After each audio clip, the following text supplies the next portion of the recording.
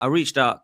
People in the chat are saying, "Where's Chelsea fans? Where's Chelsea fans?" I have reached out to them all, and they're not about today. They're all in hiding. Other than one. Big up. Oh yes. All right. Hey, Charlie. How you doing? Doing good, boys. Doing great. Charlie, big up for coming on, man. I do appreciate it. I'm not personally going to go too in on you because obviously, fair play to you. You've come on the channel. I can't speak for the rest of the panel, right? But I'm definitely not. All I will say, Charlie, is should we still respect Chelsea like you're asked to on Monday night? In the big games, yeah. Against the other teams, no respect. So Nina was right when she said on Sky that actually Burnley's harder than Arsenal and Barcelona. When everyone laughed, she was actually correct. No, bro. She was, and she was spot on because this is what we do. We get up for the big games, and then in the games that really matter, we just don't fancy it. It's as simple as that. We don't fancy it. We didn't fancy it last night.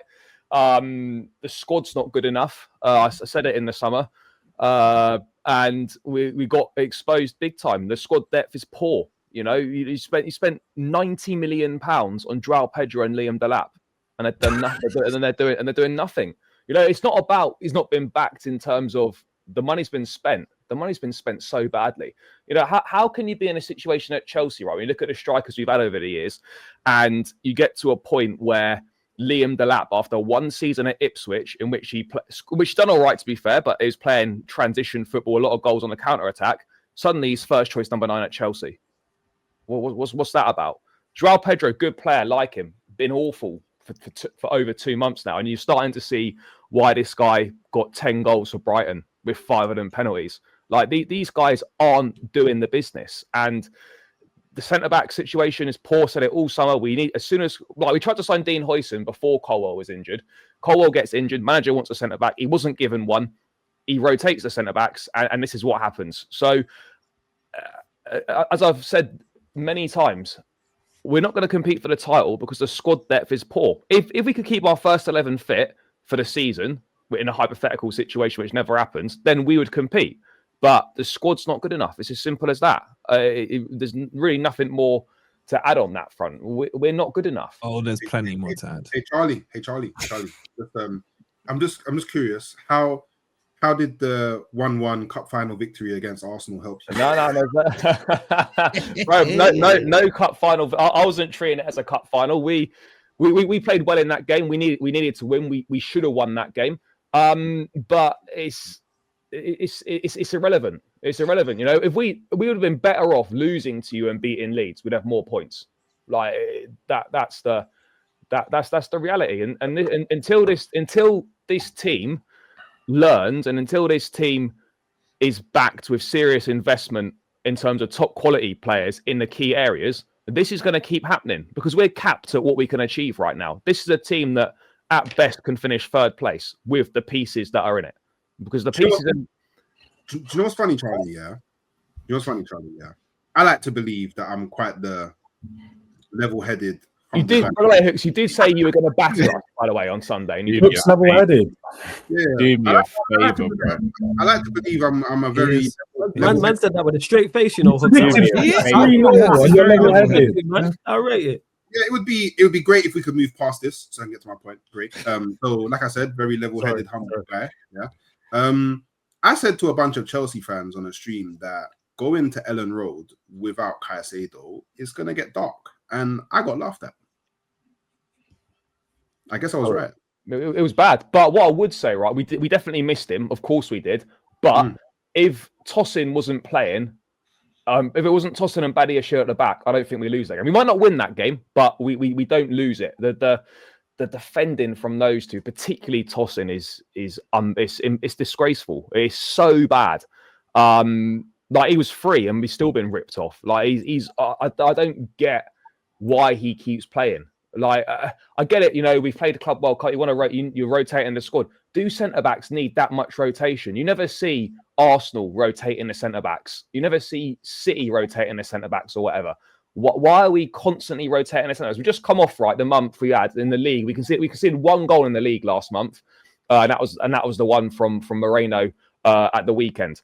And as soon as he starts making changes at the back, we can see it again. You know, with Tosin playing, right, last 3 games, we've shipped 8 goals that he's played. We conceded 3 against Wolves in the Carabao, 3 last night, and we conceded twice against Karabag in the Champions League, all with him playing.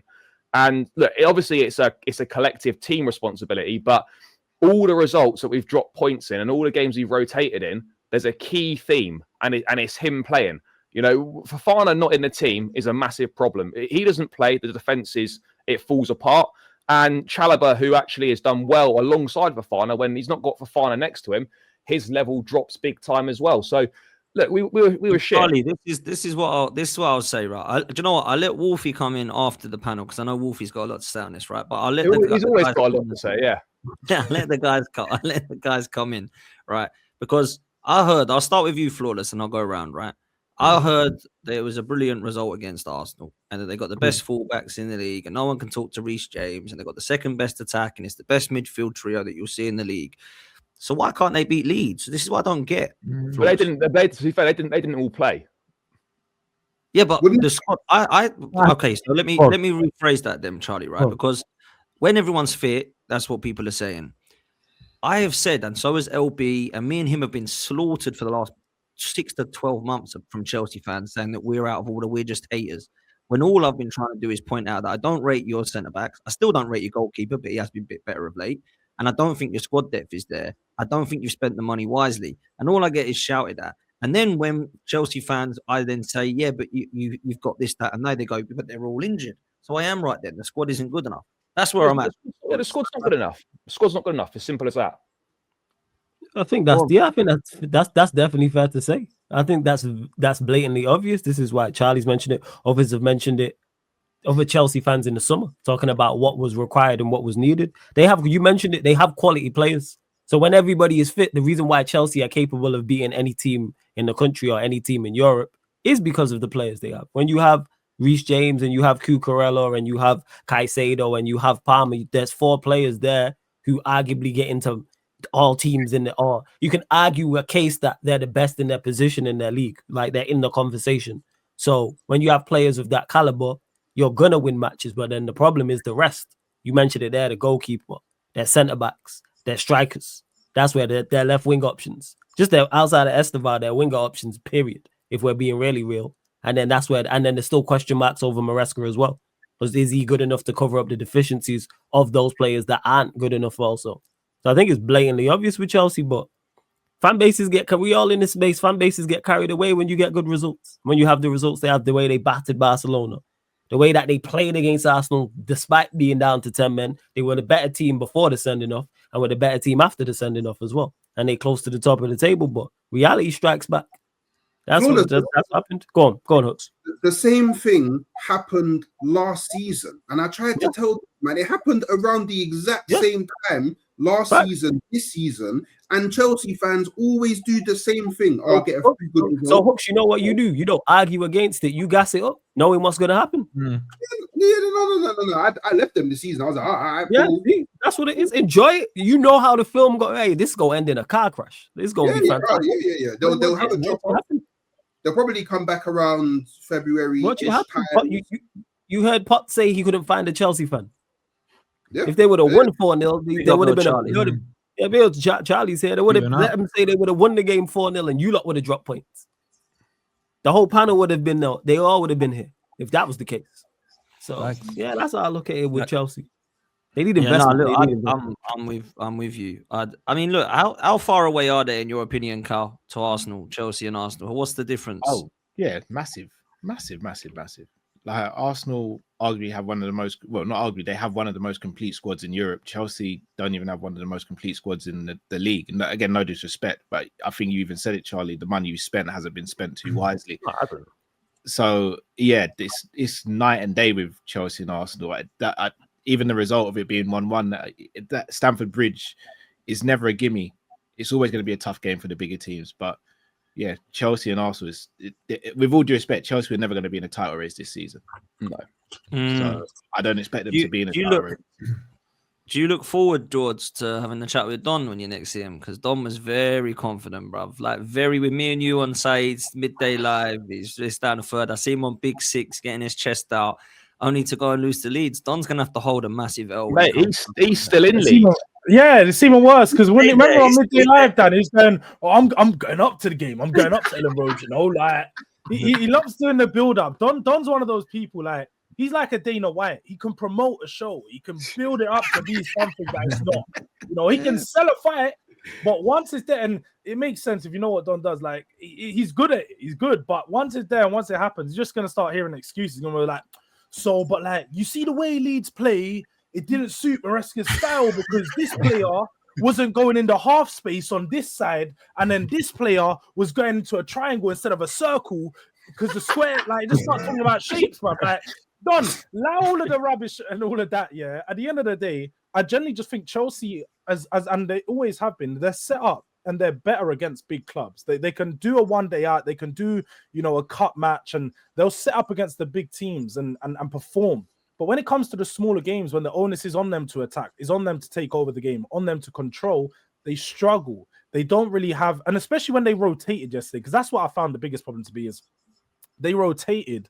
Obviously, no Caicedo was available, but then they went and done some other rotations. And you looked at the team, and like you said, the strikers just, they aren't good enough. Their attack is very overrated. Their attack's good in some games when they're counter-attacking, but when they're actually there playing up against a low block, they aren't a creative team. They're not super good at, beating them out and creating some good chances. Plus, their strikers ain't finishers. So I'm not surprised at the way it plays out with Chelsea at the moment. They will continue to have big games against big teams, especially in the Champions League and so on. But then, I mean, I forgot her name, but that girl said it a few weeks ago about she's scared of Burnley and not scared of, she's scared of Burnley, not scared of Arsenal and Barcelona. It's because that's how Chelsea are. Is the smaller teams give them problems, and you're seeing that. So he needs to he needs to recognize that 100%.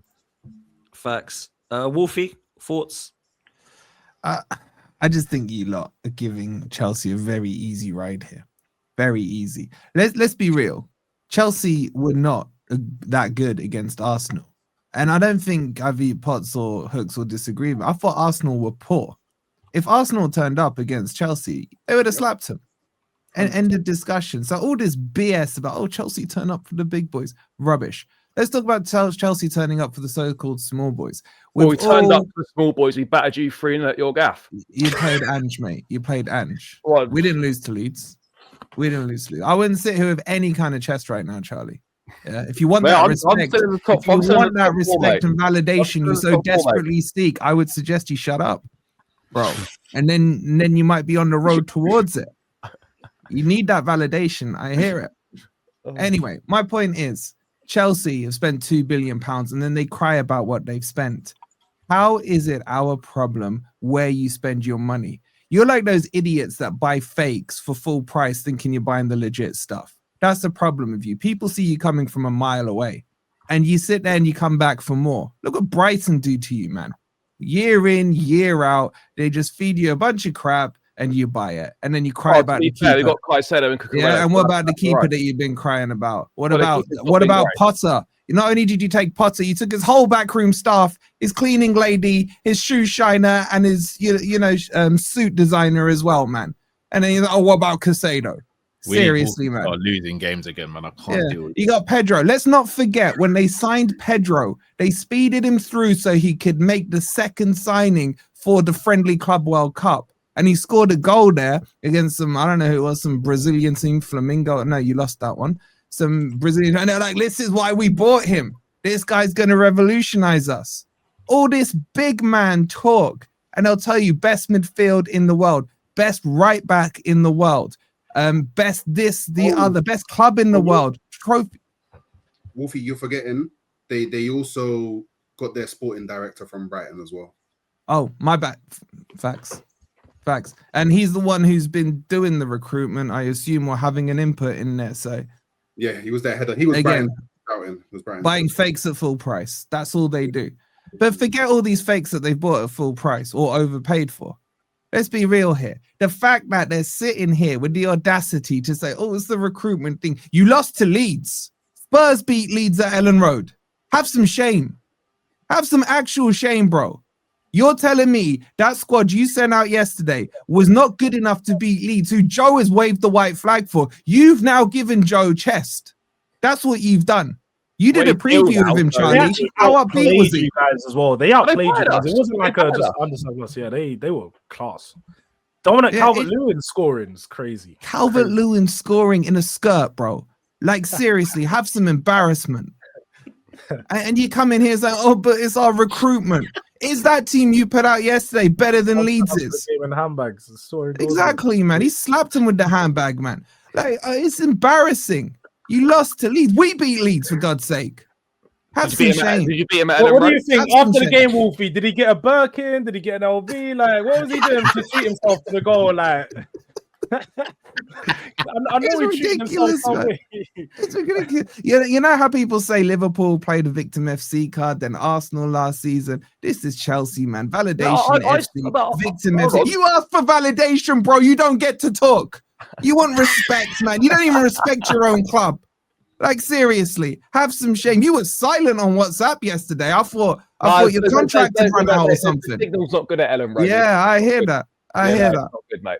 But your team's a joke, your fan base is a joke, your standards are in the mud. And now what you're going to see from all the Chelsea fans is we told you so. They're actually going to be happy that they lost so they can say, we told you we're not in a title race. Make that make sense with them, man. They're actually happy that they can say we were right.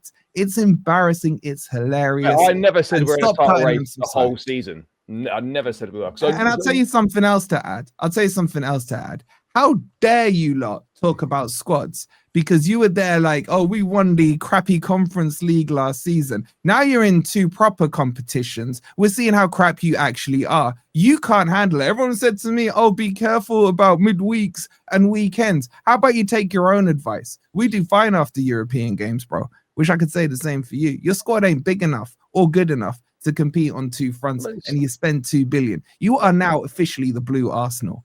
No, in fact, you know what? I take that back. You're the blue Man U. You're the blue Man United. You know why? I remember. Sorry, Flawless, to throw you astray, but this isn't aimed at you. Folks, you'll remember this. When you beat Man U at the start of the season, I had to double check the scoreline because I thought they won it the way they were celebrating. Yeah, It's the same this weekend, bro. I thought Chelsea had won. I thought Chelsea had won. Facts. Anyway, Wolfie, that's facts, by the way. Man United fans, and even Saeed, I love Saeed, he's my guy, but he was like a little bit too excited for a 1-0 loss. And Chelsea, let's be real, Chelsea, I honestly thought it must have been 3 or 4-1. The way the Chelsea fans were talking, like, we were better than them, we did everything here, there, and everywhere. And I thought, blimey, was it 1-1 that I watched? Did I miss something? What's going on here? Like, I can't be doing this. I'm surprised Chelsea didn't bring out the bus after the way they was acting after drawing 1-1 with us. I was crazy confused. What I want to know is, Charlie, are you beating Bournemouth next? Because they're in a bit of a bad run at the moment. Bournemouth, they've gone right the way back down to about 14th, and it's at their place. Mate. I mean, they haven't won in 5 games. It's just our record there's been pretty decent a lot. I think we've won there the last 2-3 seasons. But yeah, if we turn up and play anywhere near as badly as we did last night, we won't beat them. I mean, it's that simple. So we've got to hope there's been hopefully he puts the best team out, and we decide to turn up, because otherwise, yeah, it could be pretty dark, and we could easily come unstuck there. But I'm hoping there's going to be some sort of response. If there's not, then there's big problems. What is your best team, Charlie? Probably the one that played Barcelona, and probably the one that played Arsenal.